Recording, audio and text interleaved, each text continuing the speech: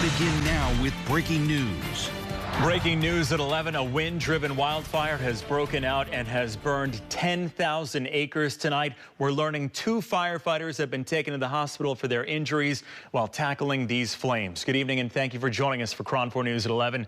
I'm Dan Thorne. Emergency crews tell us this fire started at 2:30 this afternoon on the north side of Corral Hollow, which is located southwest of Tracy in San Joaquin County. Crews are right now currently working on their containment. We know they're up to 13% contained. We are looking right now at what it was like out there earlier today. For miles, you can see these huge plumes of smoke as far as Stockton. And here's a current look at the evacuation orders. These areas right here in red, just southwest of Tracy. That includes the Tracy Golf and Country Club and the Granite Construction, which are 2 sites that are right now currently under evacuation orders. And we also know a section of 580 has also been closed in both directions. As you can see there, the road sort of cuts through this map. No estimated time for reopening there. As for people that have had to evacuate, there is a center that is right now currently open for residents. It's at the Larch Clover Community Center, which is found at 11157 West Larch Road in Tracy. A teenager who had to evacuate this area tells us what it was like and what he saw before he left. Yes. And you were just on your cell phone right now. Why? I was telling most of my friends who live in Tracy Hills to leave, then my friends in Ellis, and then anybody else in Tracy Hills. What did you see when you left? So, for those of you who don't know what Tracy Hills looks like, there is one exit. Not a very good design, but when you leave that exit, you can see the Altamont, just like there's a crisp line of red. And then from here, if you look, you can see the line of red still. Yeah, we are at 10,000 acres burned there tonight, so we're going to continue our coverage here with a live report. KRON 4's Jack Molmud at the site right now with the very latest. Jack.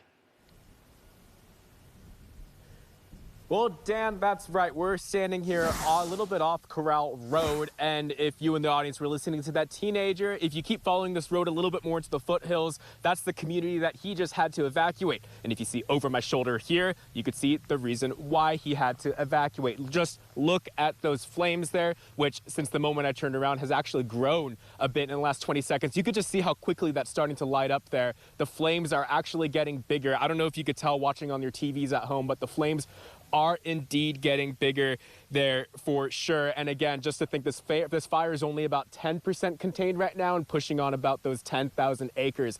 And this is all on a road that you're seeing right here. Those trucks that you see on that road, that is actually Highway 580. And Highway 580 was closed in both directions earlier today. And as you can see, those flames just completely billowing. And this isn't completely just grassland here. These are people's communities. These are people's homes. These are people's farms. And so we even had a moment to see dozens of people plowing through the streets, just driving way over the speed limit to get their loved ones out of safety, their families, including their livestock. We talked to a gentleman who had to rescue his 2 horses. He said that he made it out safely, but other people had to leave some of their horses behind. Let's take a listen to what he had to say.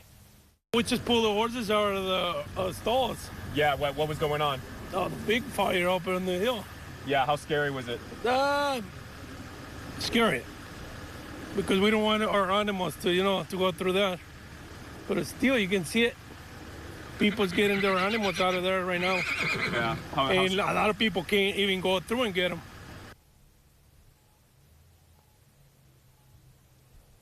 And so again, bringing you some of this live picture right now of these fires as they continue to spread here from Highway 580 going in both directions. You could see those flames have just moved by about maybe 300 or 400 feet or so just within the start of this reporting here. Again, I'm standing here on Corral Hollow Road. There are some evacuations in place west of the 580, which I'm standing right next to right now, around the Tracy Country Club. Those residents should leave. And then areas west of the California Aqueduct, south of Corral Hollow Creek Road, which I'm standing on right now, and west to Alameda County and south to Stanislaus County should leave now as well. And as Dan, as you mentioned, there's the Larch Clover Community Center. That is the reunification for many of these folks who are being displaced here. We don't know how many people are displaced. All we know is that people are stressed out and just concerned over the future of this and how much this fire will spread. And a little note here, as you said, those high winds, and obviously what I'm standing in right now is just adding so much fuel to this fire that many residents don't know when it will stop. Dan?